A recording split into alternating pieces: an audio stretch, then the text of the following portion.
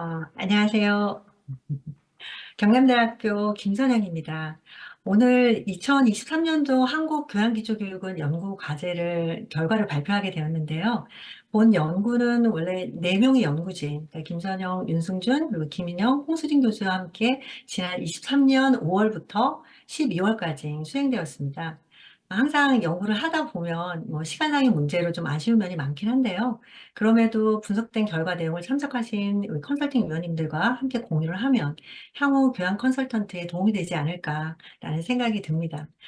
오늘 발표는 주요 결과를 요약하는 방향으로 하겠습니다. 자세한 내용은 한국교양기초교육원 홈페이지에 탑재된 연구보고서를 참고해 주시면 좋겠습니다. 네, 이번 연구는 대학의 교양기초교육과정이 이제 어떻게 구성되어 있고 실제로 어떻게 운영되고 있는지를 조사하는 데 목적을 두고 있습니다. 이를 위해서 연구팀은 140개 대학의 대학 요람과 교양교육과정 편람표 및 이수체계도 등을 확보해서 교양기초교육과정의 구성 현황을 분석했습니다. 또한 설문조사를 통해서 수집된 60개 대학의 2022학년도 교양교과목 운영 현황을 분석했습니다. 그 결과를 지금부터 보고 드리겠습니다. 간단하게 자료 수집 절차를 좀 말씀드려야 되는데요. 연구팀이 대학으로부터 수집한 자료는 먼저 대학 요람, 그리고 교양교육과정 이수 체계도, 그리고 교과목 리스트를 포함한 설문지였습니다. 수집 방법은 먼저 각 대학의 자료를 요청했고요. 총 2차례에 걸쳐서 66개 대학의 자료가 수집되었습니다. 또한 연구진이 직접 홈페이지에서 자료를 다운받아서 75개 대학 요람을 추가 수집했습니다. 그래서 그 결과 총 140개 대학 자료를 분석에 활용했고, 그중 60개 대학 교과목 리스트를 분석했습니다. 연구팀은 두 개의 큰 방향으로 이제 분석을 진행을 했는데요. 먼저 교양교육과정 구성과 운영 현황을 분석하기 위해서는 44개의 코딩 항목을 개발한 다음 그 코드 값을 각각 입력하는 방식으로 진행을 했습니다. 분석을 위해서 대학별 기술 통계 산출 후에 변인별로 교차 분석을 실시했습니다. 두 번째는 교양 기초교육 교과목 내용 분석을 진행을 했는데요. 먼저 교계원 표준안의 기준에서 60개 대학의 교과목을 재분류하는 분석 과정을 거쳤습니다.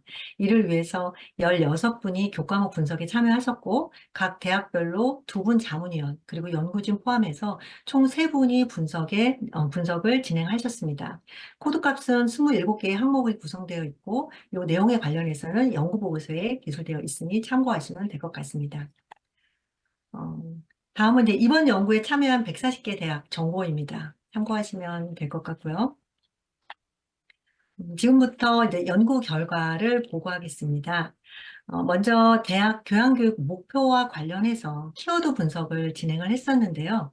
교양교육 목표 분석을 위해서는 이제 본 연구에서 2019년도 윤승준 연구팀에서 사용했던 키워드 분석 방법을 이제 준용했습니다. 그래서 그 결과 실천, 생태주의, 행복, 참여, 포용, 성찰 이와 같은 키워드가 새롭게 등장하기는 했지만 2019년도와 비교했을 때 대학 교양교육의 목표가 일관성을 유지하고 있다는 것을 확인할 수 있었습니다. 다만 이제 비율의 차이가 있었는데요. 예를 들어 2019년도 조사에서는 인격과 도덕, 리더십이 대학 교양교육의 목표를 가장 많이 설정한 범주인데 반해서 이번 연구에서는 창의, 융합, 그리고 미래사회, 문제 해결이 교양교육 목표를 가장 많이 차지하고 있었습니다. 이는 아마도 교양교육 목표가 시대 변화와 사회 수요를 반영해서 새롭게 재편되고 있지 않았나라는 것을 짐작할 수가 있습니다. 다음은 교양교육과정의 학점 구성 비율입니다.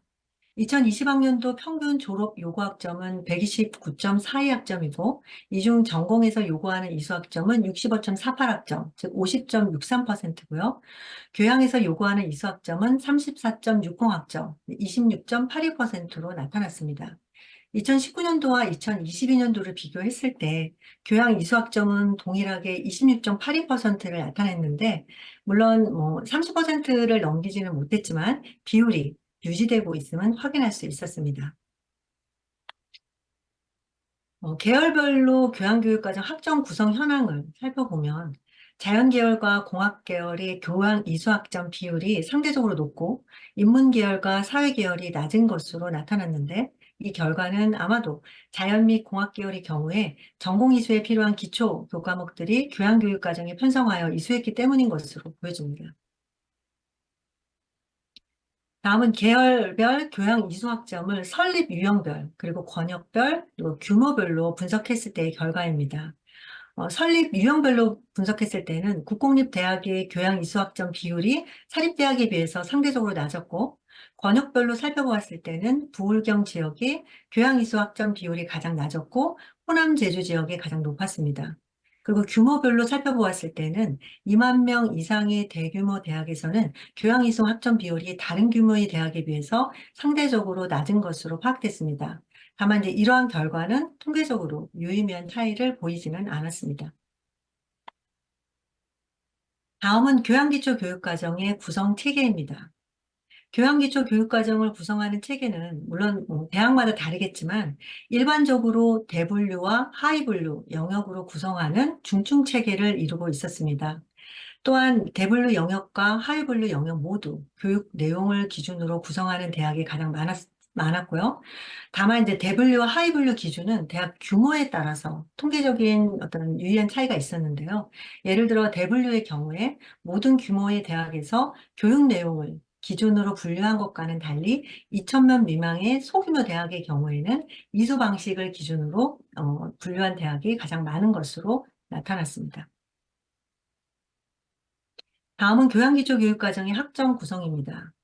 자유학의 교육은 37.1%, 기초문의 교육은 29.65%, 그리고 체험 소양 등 기타 교육은 32.72%로 세 영역이 모두 비슷한 비율로 구성되어 있는 것을 확인할 수 있었는데요. 특히 체험 소양 등을 포함한 기타 교육이 교양기초교육과정의 3분의 1을 차지하고 있어서 좀 더 강화돼야 될 자유학이나 기초문의 교육이 상대적으로 위축된 상황에 놓여 있다는 것을 파악할 수 있었습니다. 다음은 교양기초교육과정의 학점 구성입니다. 자유학의 좀 더 이 자유학의 교육과정의 구성과 이수 체계를 좀 더 세부적으로 좀 살펴보면은 75.7%에 해당하는 106개 대학이 자유학의 교육과정을 인문학, 사회과학처럼 학문 중심으로 분류하였고, 이 106개 대학은 인문학과 사회과학을 모두 포함하고 있었습니다. 그러나 이제 자연과학의 경우에는 95.3%, 그리고 융복합 영역의 경우에는 25.5%로 매우 제한적이었음을 알 수 있었습니다. 자유학의 교육과정의 총 학점은 평균 12.72학점이고 평균 4개 이상의 영역으로 구성되어 있는 것을 확인할 수 있었는데요. 이 4개 영역의 이수 기준은 선택적 필수가 52.1%를 차지했고 전 영역을 필수로 지정한 대학은 32.1%의 1%로 나타났습니다. 다음은 기초문의 교육과정 구성과 이수체계입니다. 내용을 좀 세부적으로 살펴보면 기초문의 교육과정에 대한 이수학점은 평균 10.19학점으로 교양 이수학점의 29.4%를 차지하는 것으로 나타났습니다. 이 중에서 의사소통 1 그리고 의사소통 2가 각각 3.6학점과 3.7학점으로 높게 편성된 반면 사고 영역 및 기초과학과 양쪽 추론 등의 영역은 각각 0.47학점 그리고 0.58학점으로 낮게 편성된 것을 확인할 수 있었습니다. 이 결과는 대학 현장에서는 사고 교육이나 또는 기초과학, 수학 영역의 교육이 잘 이루어지지 못하고 있는 현실을 반영한 결과로 보여집니다. 기초문의 하위 영역별 대학 규모별 그런 교육과정의 학점 구성 현황을 자세하게 저희가 분석을 했는데요. 이 내용이 워낙 많아서 오늘 발표에는 담지 않았고 연구보고서 내용을 참고하시면 될 것 같습니다. 네, 다음은 체험소양 교육과정의 구성과 이수 방식인데요.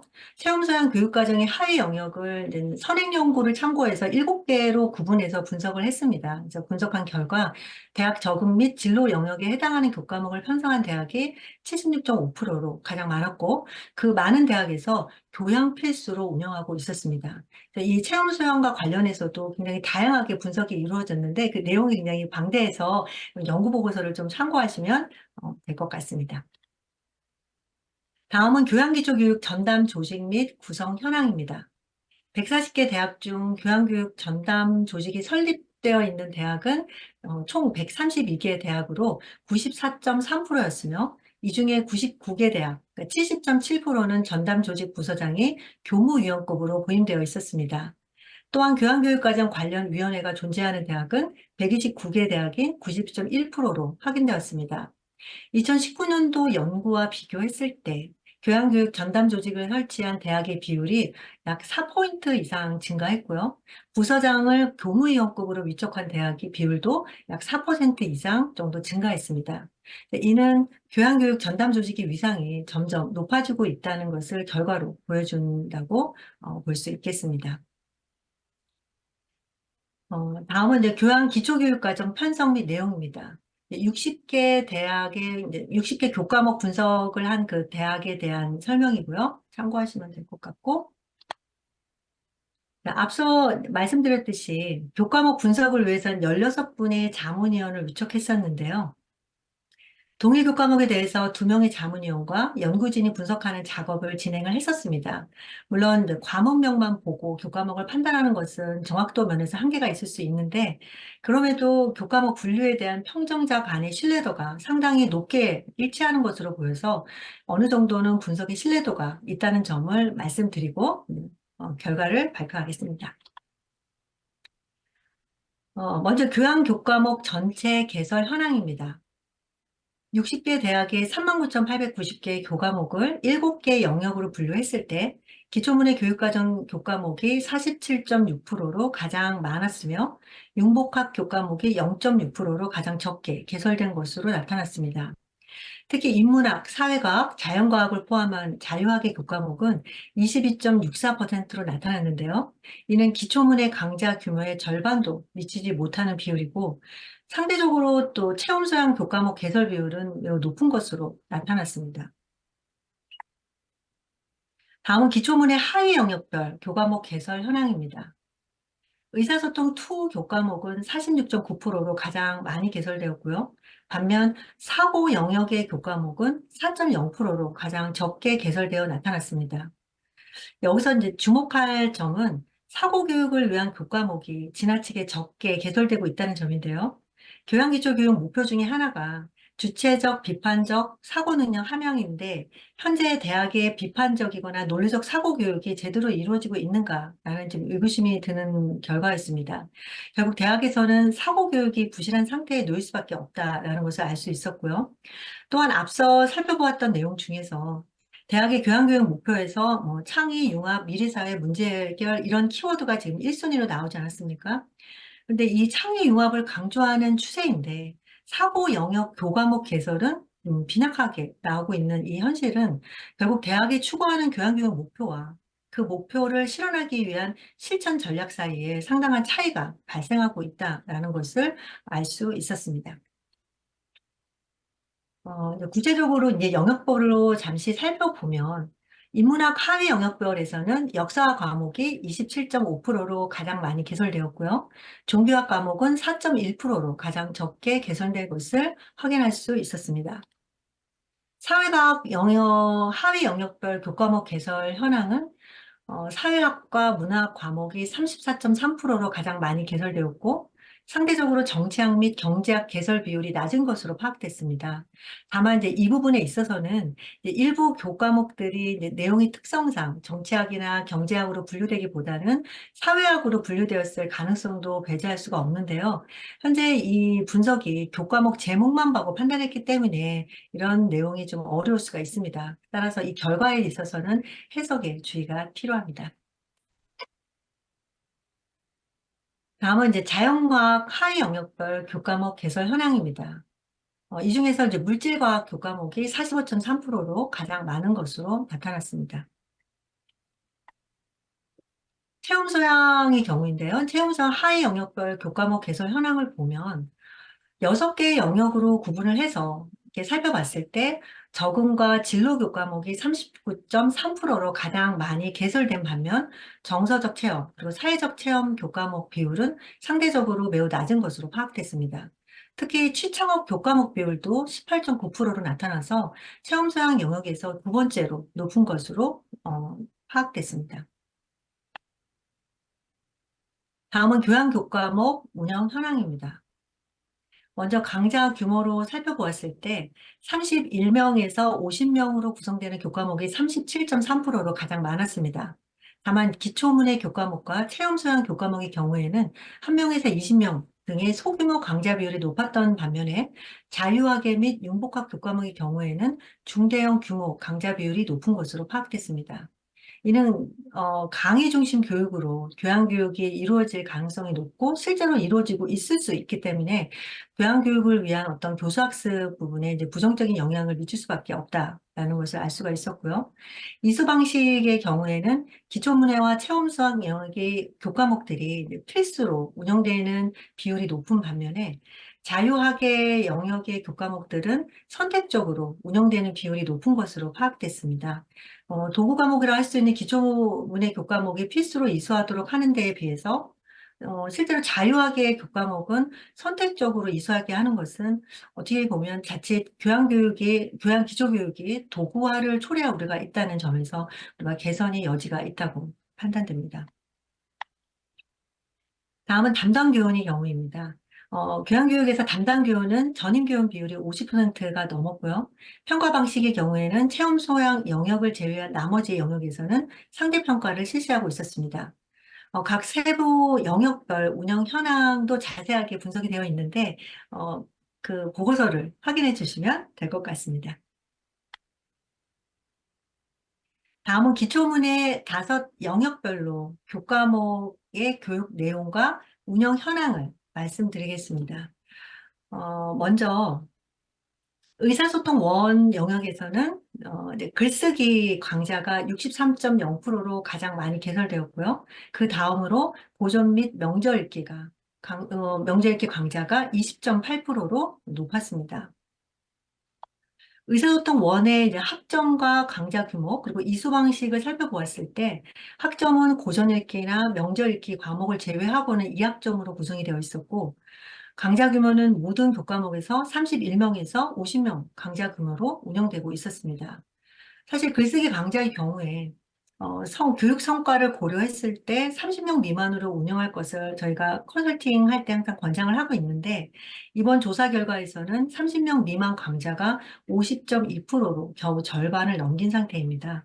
여전히 31명에서 50명 규모의 강좌가 43.6%로 큰 비중을 차지하고 있어서 글쓰기 교육이 현장에서는 아직도 녹록지 않다라는 것을 확인할 수 있었습니다. 교원 구성을 살펴보았을 때는 이제 글쓰기 교과목의 경우에는 비전임 교원이 65.2%로 가장 높았고요. 고전 명절기 교과목의 경우에는 전임 교원이 70.6%로 높았습니다. 평가 방식에 있어서는 모든 교과목에서 상대평가를 적용하는 비율이 가장 높았지만 절대평가를 적용하는 경우도 높은 비중을 차지하고 있음을 확인할 수 있었습니다. 다음은 두 번째, 의사소통 2 교육 내용과 운영입니다.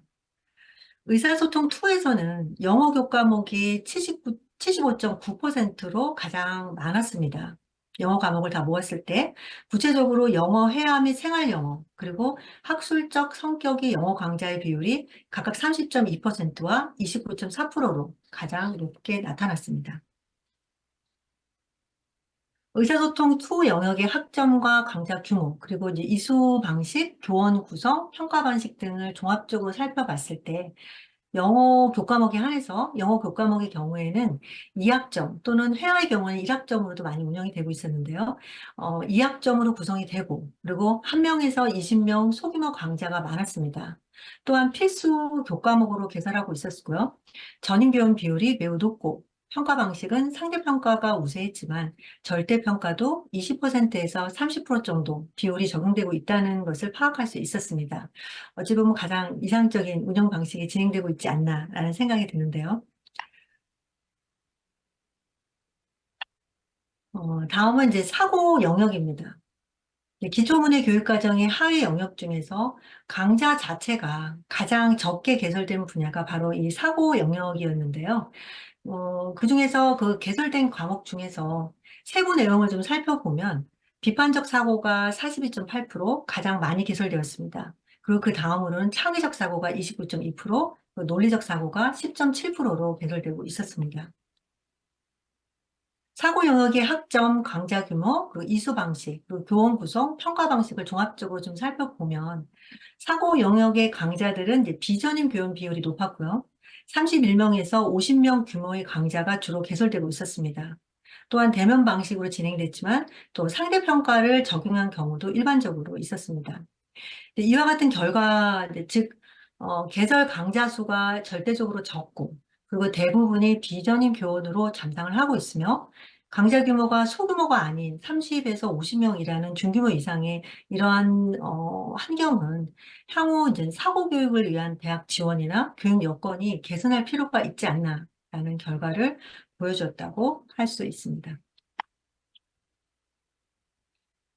다음은 정보문의 영역입니다. 정보문의 영역 강좌는 총 2,392개인데요. 그중 컴퓨터 언어 및 프로그래밍이 21.7%로 가장 많았고, 그 다음으로 컴퓨터 사고 및 알고리즘 교과목이 18.8%로 많았습니다. 내용을 전체 확인하시면 될 것 같고요.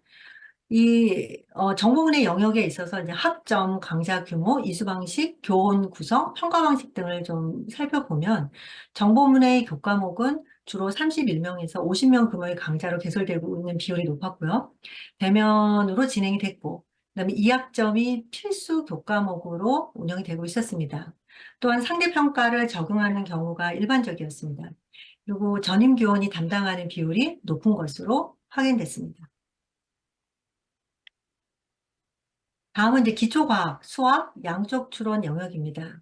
기초과학, 수학 영역에서 개설된 총 2,762개의 강좌 중에서 수학 강좌가 38.2%, 물질과학이 47.2%, 생명과학이 11.2%, 통합과학이 3.2%로 개설이 되었는데요. 이는 이 영역에서 개설되는 강좌의 대부분이 수학과 물질과학 분야라는 것이 확인이 되었습니다. 또한 생명과학이나 통합과학 강좌는 매우 적게 개설되고 있음을 확인할 수 있었습니다. 특히 이제 강좌 개설의 양상을 우리가 살펴보면 전공기초 교육을 위한 기초과학, 수학, 교육이 기초문의 교육이라는 이름으로 교양기초 교육과정이 편성, 운영되고 있다는 점을 좀 알 수가 있었는데요. 이것 외에도 기초문의 교육과정에서 공학수학이라든지 공학물리학 같은 계열기초 성격의 교과목들이 편성되어 있기 때문에 기초문의 교육과정을 지금 왜곡시켰다고 볼 수가 있습니다. 따라서 기초과학이나 수학 교육이 정상화될 수 있도록 강좌에 대한 재편성이 필요해 보입니다. 다음은 이제 기초과학, 수학 등의 영역에서 그 강좌 학점과 강좌 규모, 그리고 이수 방식, 교원 구성 등을 살펴보았을 때 수학이나 통계 과목 같은 경우에는 3학점으로 구성이 되어 있었고요. 그다음에 31명에서 50명 강좌 규모가 선택적으로 운영되고 있는 것을 확인할 수 있었습니다. 실험 과목 같은 경우에는 0에서 1학점 정도, 그리고 1명에서 20명이 소규모 강좌 규모가 필수로 운영되고 있는 교과목 비율이 높은 것으로 나타났습니다. 또 교원 구성을 살펴봤을 때에는 수학, 그리고 통계 과목 같은 경우에는 비전임 교원이, 그리고 실험 과목 같은 경우에는 전임 교원이 운영하는 비율이 높은 것으로 나타났습니다. 여기까지 저희가 이제 그 통계 분석한 결과 내용입니다. 우리가 이제 간단하게 이제 이번 연구에서 이제 도출됐던 내용을 바탕으로 연구진이 고민했던 내용을 간단히 좀 말씀을 드리면, 먼저 우리가 교양기초교육의 목표 문제에 대해서 고민을 했습니다. 그래서 교양기초교육 목표가 이번 연구에서 창의, 융합, 미래사회 문제 해결이 이제 우선순위가 되었고, 교양교육이 지향했던 가치인 공동체나 시민정신 함양 이런 등의 내용이 후순위로 밀려나고 있다는 점인데요. 목표가 이제 그러하다 보면 목표를 달성하기 위한 교육 내용이나 사실 교육 방법도 함께 달라져야 되는데, 창의 융합, 미래사회 문제 해결 이와 관련한 이 문제 해결을 위한 이 목표를 달성하기 위한 교양교과목, 특히 사고 영역의 교과목들이 부실한 상태이고, 여전히 강의 형태가 지속될 수밖에 없는 30명에서 50명의 중규모 이상의 강좌 규모가 다수를 차지하고 있었습니다. 네, 이러한 상황에서 과연 우리가 이와 같은 목표를 교양교육에서 달성할 수 있는가라는 점에서는 의구심이 듭니다. 다시 말하면 이 목표를 전공에서도 강조할 수 있는 목표인데 이것을 교양에서 실천하고자 한다면 교양 교과목의 내용 구성이 좀 필요한데 현실은 그것을 반영하고 있지 않다는 것을 알게 됐습니다. 그래서 이러한 측면에서 보면 우리가 새롭게 강조하는 교양교육 목표가 전인적인 관점에서 변화가 이루어지고 있는 것이 아니라 시대 변화와 사회적 수요에 부응하기 위해서 어떤 상황에 따라 설정되는 것은 아닌가라는 의심이 좀 드는데요. 이것이 뭐 옳지 않다라고 얘기하는 것이 아니라 교양교육 본래의 목적을 저버린 상태에서 시대적 상황에 따라 목표가 계속 달라진다면 그거는 어찌 보면 뿌리 없는 나무와 같다고 좀 볼 수가 있습니다. 그래서 우리가 교양교육 본래의 가치, 그 목표를 유지하고 강화하면서 새로운 시대 변화를 받아들이며 그걸 조화롭게 교육과정에 녹이고 교육 내용과 방법을 달리할 수 있다면 그러면 가장 이상적이고 좋은 방향이 또 흐르지 않을까라는 생각이 들었습니다. 두 번째 고민했던 내용은 이제 교양의 이수학점에 대한 이야기입니다. 여기서 이제 흥미로웠던 점은 2019년도와 2025년도 이게 두 연도, 이게 2019년도와 22년도를 같은 비율의 교양 이수 학점이 유지되고 있다는 점인데요. 다만 이제 이 비율이 교양 교육에서 받아들일 수 있는 비율인가는 좀 재고의 여지가 있습니다. 우리가 20, 이 적은 비율이 여전히 부족하니 우리가 이제 확대해야 된다라고 본다면 과연 현재 상황에서 이 교양교육의 학점을 좀 확대할 수 있을까, 늘릴 수 있을까라는 좀 고민을 하게 되는데 이게 쉽지는 않을 거라는 생각이 들어요. 그래서 이번 연구에서 이제 반영되질 않았지만 2023년 기준으로 봤을 때 이제 여러 대학들이 졸업학점을 줄이고 그리고 이 줄인 과목을 대학에서 전공과 교양에서 어디에서 줄여야 되는 고민을 많이 했던 걸로 알고 있습니다. 그래서 이제 우리가 교양교육 강화는 필요한데 학점을 확대하는 것으로만 방향을 잡는 것이 아니라 만약에 이것이 어렵다면 그 조정하는 방향은 어떨까? 이런 고민을 좀 했었습니다. 그래서 이번 결과를 보면 기초문해와 자유학예와 체험소양이 각각 3분의 1씩을 차지하고 있었는데요. 따라서 이제 자유학예를 강화할 수 있도록 다른 영역을 좀 조정하는 어떤 강력한 방법? 이라고 해야 되나요? 이런 것들. 예를 들어서, 체험 소양에 포함되어 있는 계열 기초라든지 진로나 취창업 등의 일부 교과목을 좀 조정할 수 있는 좀 강력한 대안이 좀 필요하지 않나라는 생각이 들었고요. 특히 최근 들어서는 이제 진로 교육이 사회 이슈로 많이 떠오르고 있기 때문에 대학에서도 중요하게 다루고 있습니다. 그래서 이와 관련해서도 교양교육 과정이 변화가 있을 수 있기 때문에 우리가 이런 부분에 대해서 충분한 좀 고민이 필요하다고 봅니다. 그다음에 세 번째는 이제 교양교육과정 구성의 편향성의 문제입니다. 이번 조사에서 밝혀진 내용을 좀 보면 교양기초교육의 이제 본령에 해당하는 자유학예 교육을 위한 교과목이 전체 교양교과목의 9,031개, 즉 22.64%에 불과하다는 점입니다. 그래서 이는 기초문해 중에 의사소통 2 교과목과 거의 유사한 규모인데요. 또 기초문해 내에서도 봤을 때 의사소통 1과 의사소통 2가 차지하는 비율이 66%인데 반해서 사고 영역의 교과목은 불과 4%밖에 되지 않습니다. 그리고 체험 소양의 영역을 세부적으로 살펴봤을 때에도 균형 있게 교과목이 개설된 것이 아니라 적응과 진로 교육의 대다수를 할애하고 있다는 것을 알 수 있었습니다. 따라서 이제 그 교양 교과목의 이런 편향성을 바로잡고 그리고 각 영역별로 균형 잡힌 교육이 실현될 수 있도록 대학 교양교육의 컨설팅이 그 부분에 좀 관심을 갖고 우리가 중점적으로 좀 노력해야 되는 부분이 아닐까라는 생각이 듭니다. 제가 발표는 여기까지 하고요. 음, 나머지 내용들은 자세한 내용들은 보고서에 다 기술이 되어 있습니다. 그래서 내용이 길어서 오늘 발표에는 담지 않았으니 한번 보고서 읽어보시고 참고하셨으면 좋겠습니다. 감사합니다. 네, 김선영 교수님의 발표를 들었는데요. 발표를 들으시면서 궁금한 점이 있으실 텐데요. 화면상으로 의사를 표시해 주시면 제가 화면을 공유해서 다시 이렇게 마이크를 켜드리도록 하겠습니다. 그러면 질문이 있으시면 의사를 표시해 주시면 감사하겠습니다. 자, 네, 최혜정 교수님이 지금 하실 말씀이 있으신데요.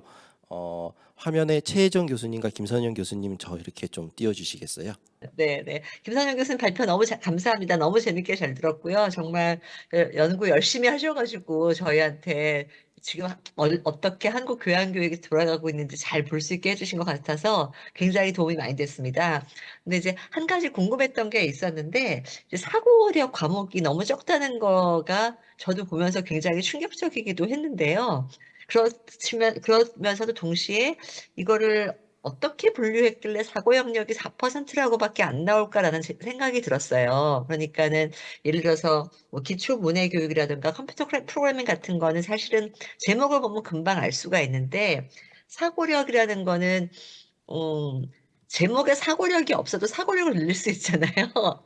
예, 그래서 제목에 사고력이 붙은 것만 한 거지. 만약에 그렇게 얘기를 해서 사고력 과목이 4%밖에 안 된다 그러면은 또 사실 그거 반론을 제기할 수 있을 것 같거든요. 그러니까 비판적 사고, 논리적 사고 이런 제목이 있는 것만 그렇게 과목을 사고력 과목이라고 분리하신 건지 어쩐 건지 그게 좀 궁금했습니다. 네.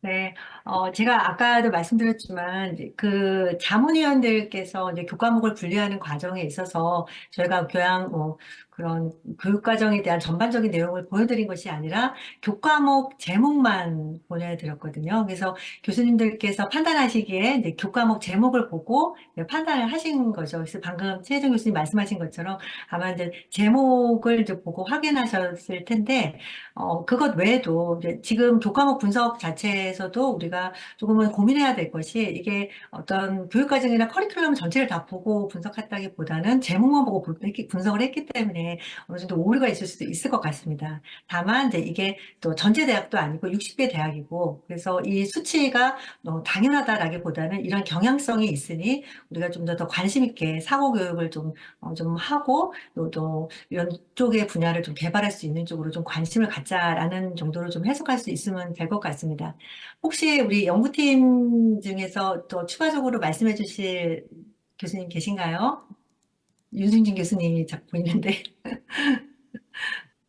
예, 뭐 제가 조금 말씀을 드린다고 하면 최정 교수님 말씀이 맞거든요. 사실은 이제 꼭 교과목명의 사고라는 명칭이 들어가지 않더라도 실제 교육 과정 속에서는 의사소통 분야에 있는 교과목들 가운데 명제읽기 교육이라든지 고전읽기 교육이라든지 글쓰기 교육 자체도 사실은 그 교육을 하는 과정 속에서 종합적인 사고력이 길러지고 비판적인 사고력이 길러지는 그런 교과목들인데 실제 아까 김선영 교수님 이제 말씀해 주신 것처럼 저희가 교과목 분류할 적에 동일 교과목을 2개 이상 코딩을 할 수가 없다 보니까 기본적인 교과목 명칭을 가지고 코딩을 하다 보니까 이제 그런 통계적으로 양적인 통계가 갖는 한계가 분명히 그런 점은 좀 있었던 것 같고요.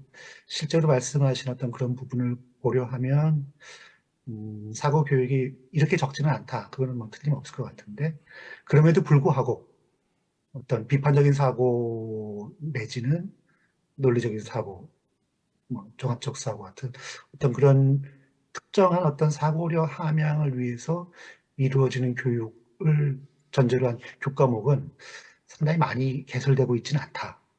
교과목명 자체로 봤을 적에. 그런 점에서 이해를 해주시면 어떨까 싶은. 그래서 저희가 이제 교양교육 하면서 뭔가 좀 생각하는 사람, 주체적인 사람, 성찰하는 사람, 이런 이야기들을 많이 하는데 그런 교육을 하는 방법은 대단히 다양해서 그렇게 명칭을 내걸지 않더라도 실제로는 이루어지고 있는 게 사실이지만 그런 것들을 주목해서 다루는 과목은 생각보다 적었다. 이렇게 보시면 어떨까 싶기도 합니다. 예, 이상입니다. 네, 화장도 안 했는데 이렇게 자꾸 화면 띄워주시는 거 매우 부담스럽습니다. 네. 질문에 답변 충분히 되셨을까요? 예, 그래서 아, 사실 저도 이제 봤기 때문에 이해가 너무 잘 가긴 하는데요. 이게 이제 어차피 보고서로 나갈 거 아니에요. 그래서 저거는 조금 기술을 할 때 조심해서 기술을 해야지 굉장히 열심히 연구하셨는데 그 기술에 조금만 주의하면 될 거 아니 안 그렇게 하면은 반론을 받을 수가 있잖아요. 그래서 그런 것들을 조금 주의하면 좋지 않을까라는 생각도 들었고, 또 저희도 그럴 적에 예컨대 이게 양적 그 통계에서 나오는 문제이잖아요. 근데 사실 이걸 양적 통계라고 하더라도 입체적으로 분석을 하면 과목 내용만으로 하는 방법도 있을 거고, 우리가 싫어하는 단어이긴 하지만 역량별로 분석하는 방법도 있을 텐데, 역량별로 하면 그게 이제 사고력이 증진된다라는 걸로 분류가 되는 것들도 있잖아요. 그렇게 만약에 더블 레이어로 만약에 했으면은 좀 달라질 수도 있는 결과잖아요. 그래서 그런 걸 조금 주의해서 기술을 해주시면 좋지 않을까라는 생각도 들었고, 또 지금 말씀하신 것처럼 우리 유 박사님 말씀하신 것처럼 우리가 옛날에 철학적 기반의 그런 논리적 사고가 그런 과목이 부족한 건 사실이니까 또 그런 게 얼마나 중요한 건가. 그러니까 일반 교양 교과목에서 사고력이 신장되는 건 당연히 나오겠지만 또 논리적 사고, 비판적 사고만을 위주로 하는 과목도 사실 또 필요하다라는 것도 강조가 되면 저희도 그러니까 저도 지금 질문하고 답변을 듣는 과정에서 생각이 난 것들이거든요. 그래서 그렇게 하면 좋겠구나. 그럼 우리가 앞으로 어떤 방향으로 나가면 되겠구나라는 생각을 좀 하게 됐던 것 같아요. 그래서 제가 질문하고 대답을 들으면서 많은 걸 깨달았습니다. 감사합니다. 네. 이와 관련해서 송하석 교수님께서 이제 코멘트 하실 부분이 있다고 해서 송하석 교수님 화면으로 좀 띄워주시기 바랍니다. 마이크도 좀 켜주시고요. 예, 제 목소리 잘 들리시나요? 네, 잘 들립니다. 예, 최정 교수님이나 윤승준 교수님 말씀이 맞기는 한데요. 제 생각은 이게 교기원에서 과목 자체를 클래시파이 할 때 사고력을 기초문에 넣어놨잖아요. 그러니까 기초문해에 사고력 교육이 들어있는 게 아니라 대체로 많은 경우에 자유학의 교과목으로 분류해서 대부분의 대학들이 그러지 않나 싶어요. 다시 말하면 기초문에 들어있는 교과목은 대개 다 기초 필수여서 굉장히 많은 분반이 개설되죠. 그런 반면에 논리적 사고라든지 비판적 사고, 창의적 사고, 뭐 융합적 사고, 뭐 이런 교과목은 필수로 다 듣게 하지는 않거든요. 기초문의 교과목으로 보통은 안 보고 자유학의 교과목으로, 그러니까 저희 대학 같은 경우는 일종의 그 배분이수 속에 들어 있거든요. 그게 그런 식의 그 구성 때문에도 그런 수 있는데, 그것을 자유학의 기초문에에서 비율을 따지면 당연히 굉장히 낮을 수밖에 없을 거다, 그런 생각이 듭니다. 네. 네, 방금 이제 하신 코멘트는 조혜경 교수님에 대한 질문에 대한 코멘트로 보이는데요. 그럼 조혜경 교수님을 잠깐 화면에 공유해서 질문에 대한 정확한 의도랑 이런 것들을 좀 여쭤보도록 하겠습니다. 네, 조혜경 네, 교수님. 혹시 잘 들리시나요? 네, 잘 들립니다. 네네. 발표 너무 감사합니다. 그래서 사실 현황을 조사하는 게 쉽지 않았을 건데 너무 힘들었을 거다라는 생각 고생 많이 하셨습니다.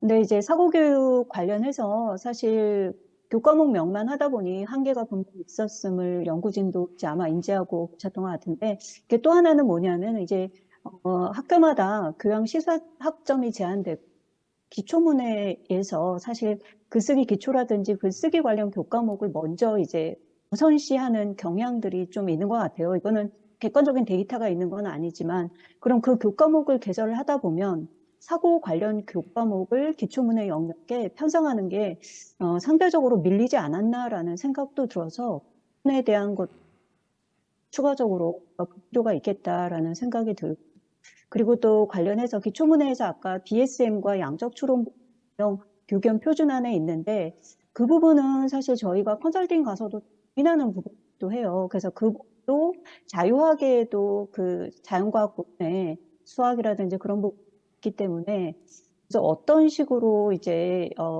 컨설팅에서 답변을 해야 될지 그런 부분 좀 고민이 되는 부분이 있어요. 그래서 아마 연구하시면서 자유학의 파트에서의 그런 어떤 과학이라든지 수학, 기초문해 영역에서의 BSM과 양적 추론 이런 부분들, 그런 부분들을 이제 고려하셨는지가 일단은 좀 궁금하기도 합니다. 예, 이상입니다. 일단 저희가 이제 자문위원분들 통해서 이제 그 분석을 했을 때 대부분의 일치도가 상당히 높았습니다. 딱 한 분야만 일치도가 낮았는데요. 그게 뭐냐면 방금 지금 말씀하신 이걸 기초과학으로 넣을 것이냐 아니면은 자유학의 안에 영역으로 넣을 것이냐 이런 부분에 약간 좀 이견이 있었거든요. 그래서 저희는 이제 교수님들께서 제목만 보고 이제 판단하기가 좀 어려우셨고, 그리고 또, 그 학문적 백그라운드를 이제 이공계열을 가지고 계신, 그러니까 이과 계열을 가지고 계신 교수님들은 판단을 하시지만 또 다른 계열의 교수님은 다르게 또 생각해서 판단할 수 있는 그 여지도 있었던 것 같습니다. 그래서 제 생각에는 이번 결과를 가지고 저희가 뭐 컨설팅을 할 때 이렇게 해야 된다라는 것보다는 좀 더 지금 자문위원들께서 가장 고민하셨던 부분, 이것을 자유학위로 둘 것이냐, 기초문제를 둘 것이냐에 대한 이견도 여전히 있으니 그 부분에 대해서 우리가 정확하게 좀 뭔가 좀 더 연구를 하고, 그다음에 이걸 어떻게 분류해서 어떻게 나아갈 것인가를 먼저 우리가 합의를 이루어야 교수님들께서 컨설팅 현장에 나갔을 때도 당연히 그 부분을 정확하게 말씀드릴 수 있지 않을까. 그래서 교과만 보고도 어렵지만 사실은 판단에 대한 것도 다 교수님들마다 차이가 있다는 점에 있어서 교교원의 역할이 좀 필요하지 않나라는 생각이 듭니다. 혹시 여기 참여하신 컨설팅 분들 중에서 이 내용과 관련해서 좀 더 의견 있으시면 좀 주시면 좋을 것 같아요. 네, 박본철입니다. 의견이라기보다는 숙제 내지 과제에 해당하는 것일 수도 있다고 생각하는데요. 지금 김선영 교수님 발표 자료 중에 저한테는 제일 눈에 띄는 게 교양 기초교육의 영역 중에 자유학의 그다음에 기초문해, 체험 소양 이렇게 세 부분이 있을 때, 기초문해 비율이 상당히 높고 자유학에는 거기에 비율의 한 절반 정도밖에 되지 않는 상황이었거든요. 그런데 2022년에 마련된 표준안에도 보면 자유학의 분야에서는 18학점인가 그 정도를 권장한다 이렇게 되어 있거든요. 보면은 그러니까 사실은 약간 밸런스가 무너진 건데 현장에서 우리가 컨설팅을 하다 보면 제가 느끼는 거는 이제 바뀌긴 바뀌어 왔는데 그나마 쉽게 바뀐 게 이 과목은 교양 과목으로 보기 어려운 과목이다라는 것들은 그나마 좀 피드백을 많이 수용해서 개선되는 그런 것들이 좀 눈에 띈 반면에 이러한 영역 간의 비중을 고쳐라라고는 컨설팅을 해도 거의 개선이 되지 않고 이렇게 이번에 조사 결과에서 보듯이 상당히 불균형한 상태가 유지 내지는 심화되는 것도 그렇게까지 볼 수도 있을 것 같습니다. 그래서 앞으로 교육위원회에서 고민해야 될 문제, 또 컨설팅 사업을 계속할 때 우리가 고민해야 될 문제는 이렇게 아무리 얘기해도 고쳐지지 않는 부분, 2022년 표준안에도 이렇게 18학점까지 이렇게 명시했음에도 불구하고 개선되지 않는 부분을 어떻게 개선할지에 대한 고민이 필요하지 않을까 이런 생각을 해봤습니다. 네, 감사합니다. 혹시 또 다른 질문 있으시면 의사를 표현해 주시면 제가 옮겨서 다시 질문을 들어보도록 하겠습니다. 예. 지금 박병철 교수님 말씀하신 문제가 상당히 중요한 문제고 고쳐지지 않는 문제인데, 최근에 이제 대학들이 광역 단위 모집하면서 교육과정도 이제 개편을 시도하고 있잖아요. 근데 그 과정 속에서 이제 실제 교양교육 과정을 어떻게 고치느냐 하는 건 학교마다 좀 사정이 다른 것 같은데, 저희 대학 같은 경우 참 안 좋은 케이스가 되고 있어요. 이제 교양교육을 전담하신 분들이 주도권을 잡지 못하는 상황 속으로 옮겨가다 보니까 교양교육을 그야말로 도구, 수단, 기초라고만 생각해서, 그래서 교육형 표준안에 있는 3개 영역 가운데 기초문해에 해당하는 교육만 하면 교양교육은 거의 다 한 거다. 그래서 전공 진입을 위한 브릿지 역할만 하는, 전공교육에 필요한 도구적인 교과목들만 이수하게 하면 되고, 오히려 전공을 아직 미처 정하지 못한 학생들이 새롭게 전공을 좀 찾아가는데 도움을 줄 수 있는 전공 기초 내지는 입문에 해당하는 그런 교과목들을 자유학의 영역으로 또 포진시키려고 하는 그런 입김들이 커져서 상당히 어려운 상황에 있다 보니까 저희가 그동안 컨설팅을 해오면서 이 부분을 이제 개선하라고 요구했지만 실제로 학내 구성원들의 교양교육에 대한 인식은 여전히 바뀌지 않고 있고 그런 인식의 결과가 지금 자유학예보다는 이 기초 쪽에 강좌 수가 훨씬 많고 자유학예 영역은 그야말로 학점은 많이 늘려야 된다고 얘기하지만 제대로 이루어지지 않는 그런 상황이 초래되고 있는 거 아닌가 싶은 그런 생각을 좀 들었습니다. 예, 이상입니다.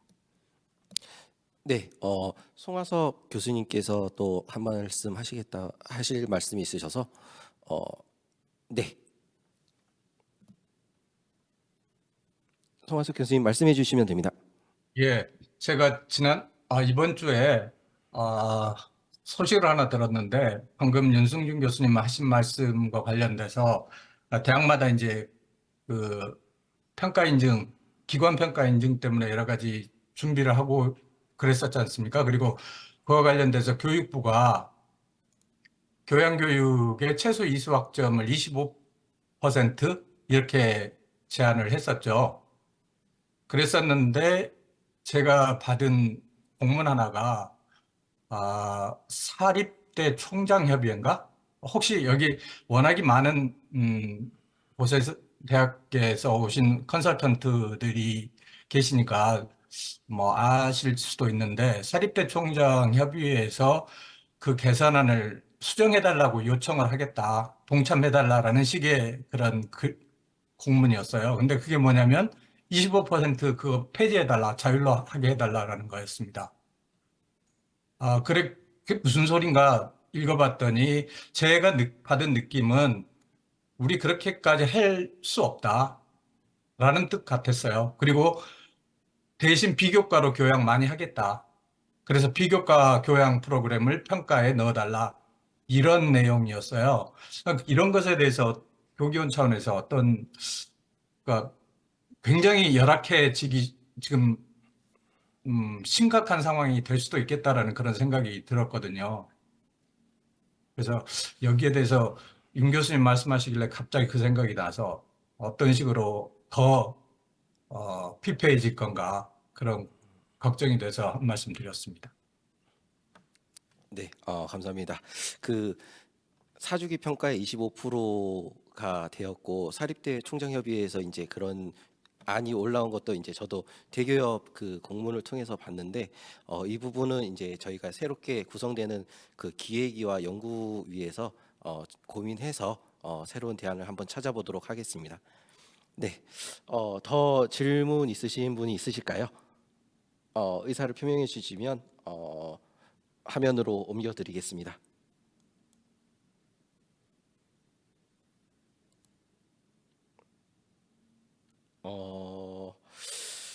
네, 질문은 더 없는 것 같고요. 그러면 1부 순서는 여기서 마치도록 하고요. 지금 시간이 2시 55분 정도 되는데요. 그러면 3시 10분에 2부 순서를 진행하도록 하겠습니다. 3시 10분에 다시 뵙도록 하겠습니다. 감사합니다.